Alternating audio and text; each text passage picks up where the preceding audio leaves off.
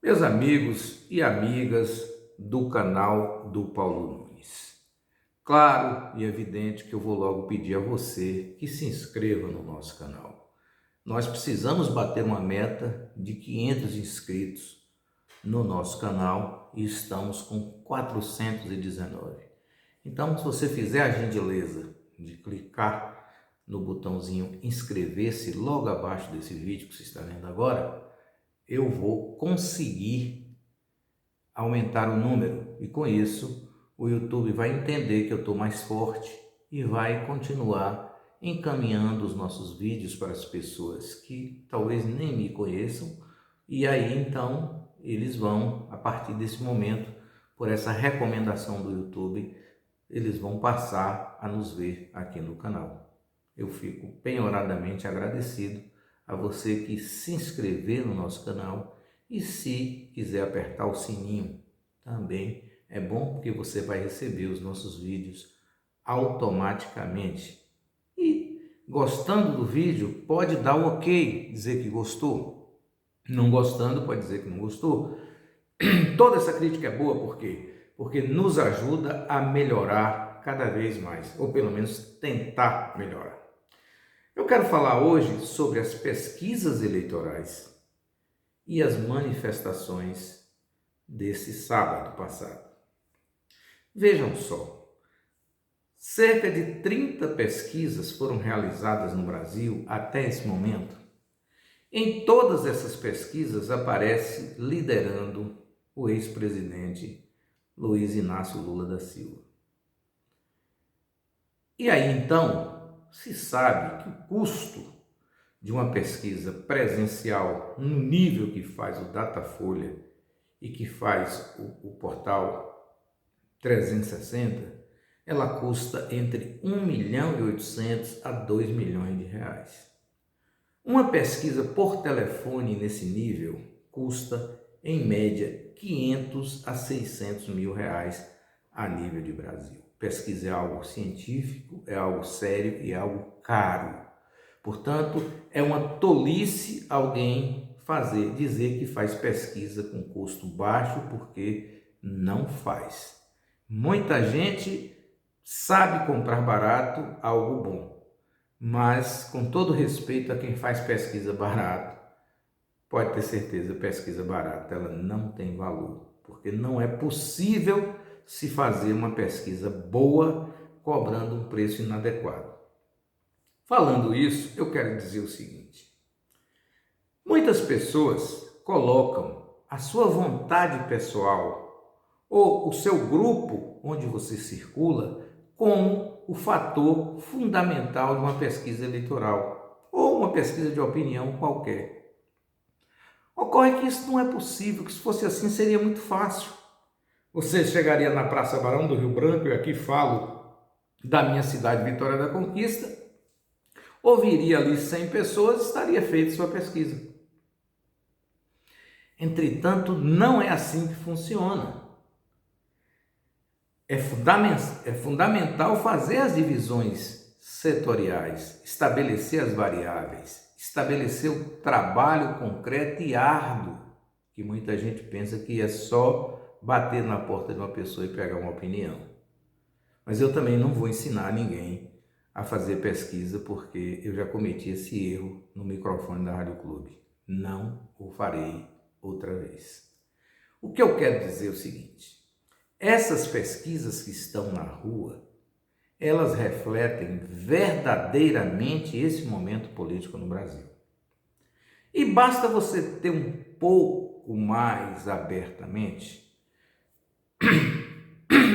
desculpem, Vitória da Conquista muda a temperatura e arrasa a garganta. Eu quis dizer o seguinte: se tiver uma abertura maior na mente, você vai entender o seguinte: o que faz um cidadão pensar alguma coisa em determinado momento? Pois é, a resposta é clara, é o que ele vê naquele momento. O que se vê no Brasil hoje sob o aspecto político? Se você puder responder a si mesmo, vai nos ajudar nesse raciocínio. Mas eu posso dizer: Você espera de um governo atitudes que venham melhorar a sua vida social, a sua vida alimentar, a sua vida de lazer, a sua vida educacional e, fundamentalmente, o seu trabalho. Você que vive numa comunidade, você sabe que você precisa comer, você precisa beber, você precisa dormir, você precisa morar e você precisa trabalhar fundamentalmente. Além de estudar e ter o seu lazer e a garantia da sua saúde, além dos direitos fundamentais assegurados. Então, esses itens são necessários para você formar uma opinião política sobre um determinado candidato. Eu pergunto a você, o que houve no Brasil nesses últimos 3 anos, ou 2 anos e meio, que tenha modificado a sua vida para melhor? Esse é um ponto a se analisar numa pesquisa eleitoral. Se você identifica, por exemplo, que a sua vida melhorou, a tendência sua é acreditar naquele gestor. Mas se você entende que a sua vida não melhorou, você vai repudiar aquele gestor, porque você tem esse exercício para fazer de 4 em 4 anos para presidente e governador e de 4 em 4 anos para prefeito e vereador. Não é assim? Portanto, então, é preciso, por exemplo, que o cidadão que seja entrevistado para uma pesquisa eleitoral, ele interprete se ele tem emprego, se ele tem renda, se ele tem alimento, se ele tem as condições da educação, se ele tem o lazer, se ele tem a energia, se ele tem a água, se ele tem a coleta do lixo, né? Se ele tem a iluminação pública adequada, se ele tem a segurança pública adequada. Faltando qualquer item desse, a tendência dele é repudiar quem está no poder. Então, se pergunta, tem emprego? Não tem. Criou-se algum emprego? Não. Então, por isso, cresce, evidentemente, a grande votação que tem, ou pelo menos a grande expectativa de voto que tem o ex-presidente Lula. Por quê? Porque ao contrário do governo que está aqui agora, de Jair Bolsonaro, não estou fazendo crítica ao governo não. O governo Lula passou para a população brasileira o apogeu do Brasil, em todos os aspectos que eu acabei de dizer. No aspecto da segurança pública, no aspecto do fornecimento de energia rural e urbana, no aspecto do esgotamento sanitário, no aspecto da habitação, da construção de casa e no aspecto do emprego. Não estou incluindo Dilma, não. Mas o governo Lula criou 10 milhões e meio de empregos, valorizou o servidor público, pagou bem dentro das possibilidades brasileiras aos agentes comunitários de saúde, a Polícia Civil, Polícia Militar, Polícia Federal. Aí você vai dizer, mas o Estado não. Claro que existe fomento do governo federal para pagamento de Polícia Militar e Polícia Civil. A segurança pública também tem cota federal. Então, considerando tudo isso, ele vai acabar tendo a preferência em relação ao atual presidente. Porque não é à toa que o cidadão que cria 20 universidades e mais de 300 institutos federais de educação, ele conseguiu mexer numa camada muito importante da sociedade, que era a camada da juventude, que tem a perspectiva de ter a escola técnica e ter a escola universitária para aperfeiçoar os seus conhecimentos. A tendência dele é ir na direção de optar por Lula. Por outro lado, a parte mais pobre da população vai acabar se lembrando que comprava botijão de gás a R$15 ou 30, que comprava gasolina a R$2,60,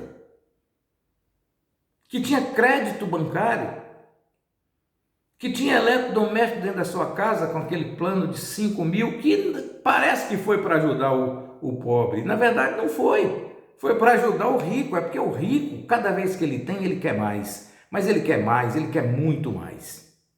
É por isso que o Brasil não anda 100% bem. Porque a classe dominante, a classe financeira que sustenta qualquer governo, ela quer sempre mais e quer que você esteja sempre dependendo dela.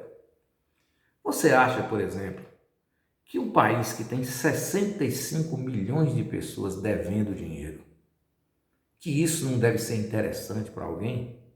Pois é, isso é extremamente interessante para quem é rico, porque quem deve não se liberta nunca. Ele pode até não pagar, mas ele vai fazer parte de uma minoria. E eu conheço o pobre devedor. O pobre devedor, ele não dorme, é diferente do rico. O rico, ele não está nem aí se a empresa do carro mandou buscar o carro dele, porque depois ele compra outro. Mas o pobre não aguenta dever.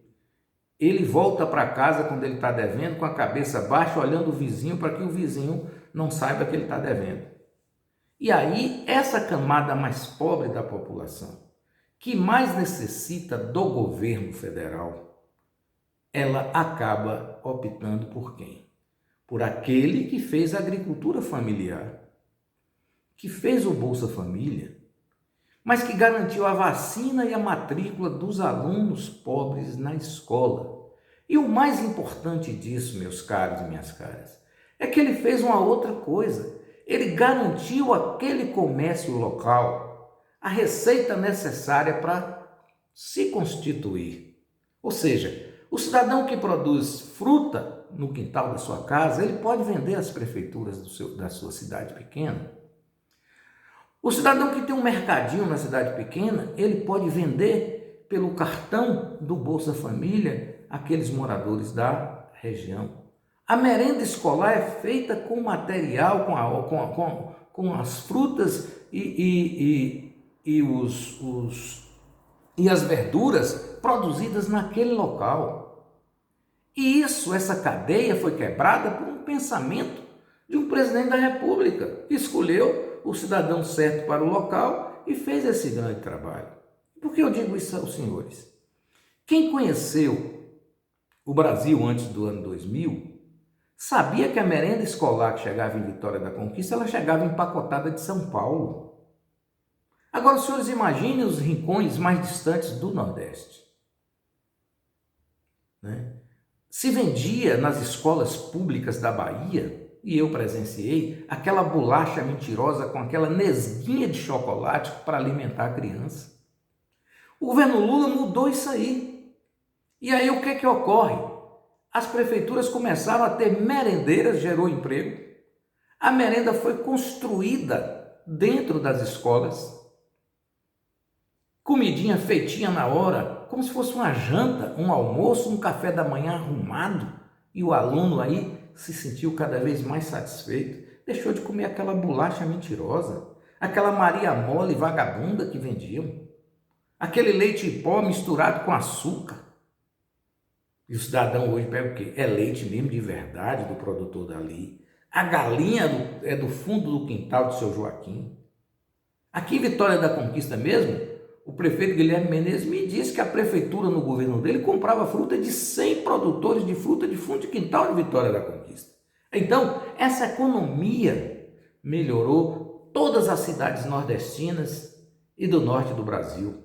Mas houve um problema aí. Ela tirou a receita costumeira das grandes indústrias de São Paulo e da distribuição de Uberlândia, em Minas Gerais. Então, tudo que você merendava na Bahia antes do ano 2000 vinha de São Paulo. Então, quem ganhava? São Paulo. Quem distribuía? Minas. E o que a Bahia ganhava? Nada. A partir daí, essa transformação, o cidadão ali sente.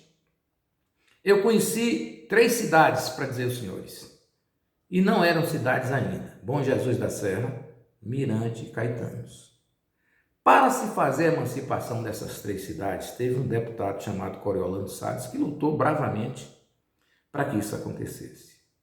O maior jornal da Bahia, na época, o Jornal à Tarde, foi terminantemente contra a emancipação desses 3 municípios, dizendo que ali seria o Triângulo da Miséria. Ora, se aquele Triângulo da Miséria nunca tivesse uma administração particular, ele continuaria Triângulo da Miséria. A partir do momento que o povo daquele lugar elegeu seu próprio gestor, eles hoje, esses 3 municípios, não fazem mais parte, não estão entre os 10 mais pobres da Bahia. Mas qual era o interesse do Jornal à Tarde, com todo respeito? Era vender uma página de jornal para o município mãe, como o município de Poções, e cobrar, no valor de hoje, R$50 mil. Esse era o interesse.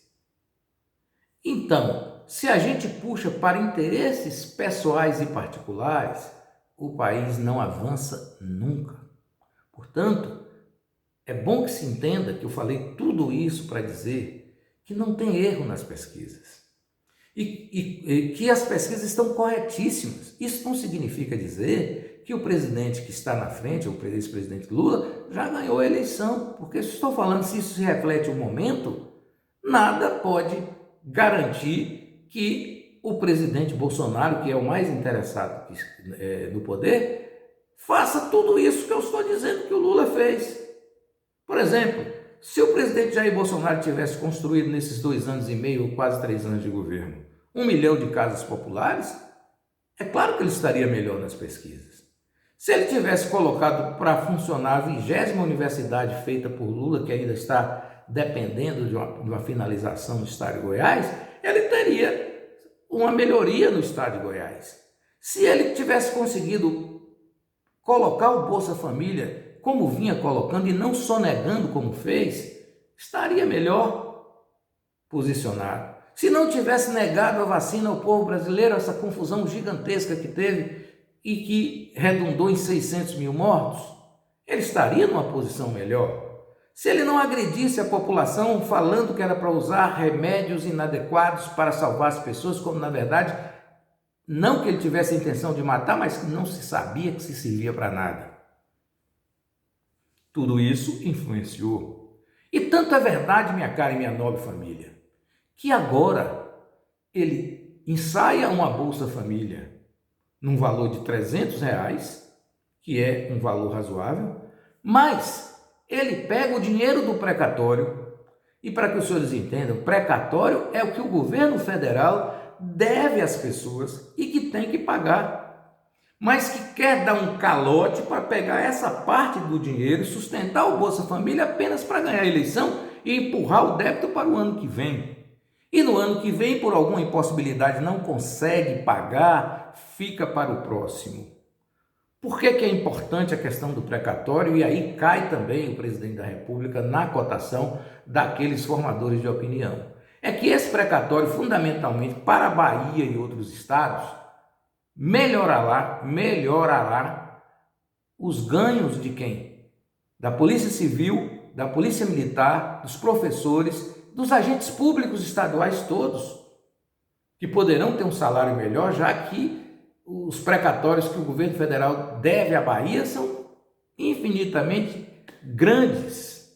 Então, tudo isso, junto no caldeirão, dá a opinião do cidadão que sente a falta.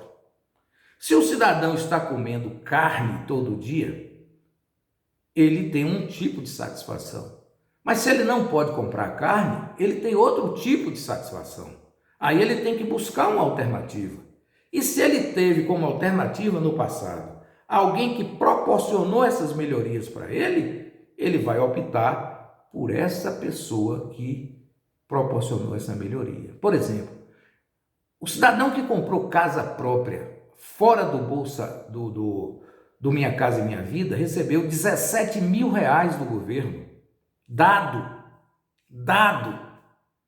para que ele comprasse a casa. Se a casa custava ali 100 mil, ele recebeu 17 para pagá-la. É mais do que natural que ele reconheça isso. Alguns não reconhecem, mas a maioria decente vai reconhecer e vai entender que outras pessoas vão precisar de casa tal qual ele precisou. E, portanto, vai o quê? Vai optar por quem proporcionou isso a si e que pode proporcionar a outrem. É diferente de quem até agora não demonstrou tal vontade. Sendo assim, você tem que fazer uma opção. E aí você marca, aquele é o momento. Se isso adiante modificar, é outra história. Mas a pesquisa ela reflete um momento. Fiz esse paralelo com as manifestações que refletem o resultado da pesquisa. Aí alguém vai dizer, mas as manifestações do presidente Bolsonaro teve mais gente, mas é lógico, quando você está no poder, você tem uma condição muito maior de arregimentar pessoas. É muito mais fácil que o presidente da Associação dos Produtores de Soja patrocine ônibus e caminhões para levar pessoas em apoio ao presidente que está no poder do que o que não está. Mais do que natural. E principalmente um presidente que tem a preferência da classe mais abastada do Brasil, que não está sentindo falta nenhuma de carne. Está querendo é que a mula manque para poder rosetar. Porque você, não tendo carne na sua casa, não tendo onde morar, você vira mão de obra barata. Aí aquele cidadão rico que estava pagando um pedreiro R$ 200, ele passa a pagar 50 e o rapaz vai sair satisfeito porque ele precisa comer. Então há também esse interesse burro da classe rica no Brasil. Eles não conseguem enxergar exemplo da Espanha, da Alemanha, da França, da Itália, de jeito nenhum. Então, dessa forma é o desenho do hoje, de como a política está hoje. Isso não significa necessariamente que o presidente Bolsonaro não possa melhorar. Ele só precisa ter vontade e ter ação. Infelizmente, talvez para ele não tenha bons companheiros. E na política, a palavra camaradagem é fundamental. Verifique no dicionário o que significa ser camarada, que muita gente da esquerda fala e as pessoas da direita interpretam de uma maneira errônea. Eu quero dizer que tem muita gente na direita que presta. Não é pouca gente, não. Mas, por outro lado, tem muita gente que não presta para nada. E aí, como dizia Getúlio Vargas, ao ser perguntado por Samuel Weiner como ele definia o seu governo, ele disse: metade incapaz e metade capaz de tudo.